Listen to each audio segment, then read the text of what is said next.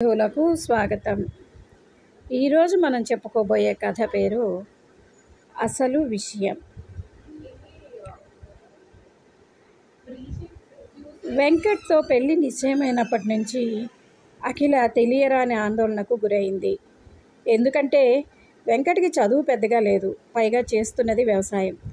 ఈ సంగతి తన ఫ్రెండ్స్కి తెలియగానే వాళ్ళందరూ తనని చులకనగా చూస్తారేమో అని అఖిల భయం. తన ఫ్రెండ్స్ అందరూ ఫారెన్ సంబంధాలు చేసుకొని హాయిగా ఉన్నారు.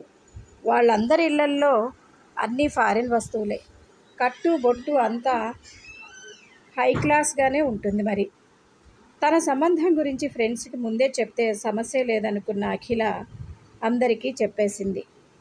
యు ఆర్ రియల్లీ గ్రేట్ అంటూ అందరూ అఖిల ఒకటే పొగిడేశారు. తన ఆటలు పట్టిస్తున్నారనుకున్న అఖిల, ప్లీజ్ చులకన చేయకండి, ఉన్న విషయం చెప్పానంతే, ఇంకా నేను అతన్ని పెళ్లి చేసుకోలేదుగా అంది.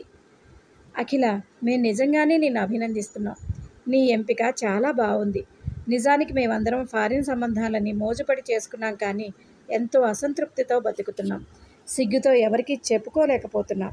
మేం చేసుకున్న వాళ్ళు అక్కడ వెలగబెట్టే చిన్న చితక మున్సిపాలిటీ ఉద్యోగాలు లాంటివే. దేశం కాని దేశంలో కుక్కిన పేనుల్లా అభద్రతా భావంతో ఉద్యోగాలు చేస్తూ బతకాలి.